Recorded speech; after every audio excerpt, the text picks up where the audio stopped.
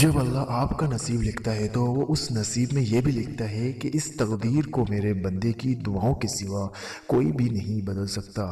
ہم اکثر یہ سوچ کر پریشان ہوتے رہتے ہیں کہ اگر ہمارا مانگا کسی اور کو مل گیا تو، حالانکہ اللہ تو پہلے سے طے کر چکا، یہ بھی آپ کو آپ کے نصیب سے کیا ملنا ہے، اور یہ بھی کہ کن دعاؤں سے آپ کے دل کا حصہ بن کر آپ کا نصیب بدلنا ہے۔ تو پھر آپ کیوں ان وسوسوں میں پھنسے ہوئے ہیں کہ کہیں دنیا ہم سے ہماری چاہ چھین نہ لے؟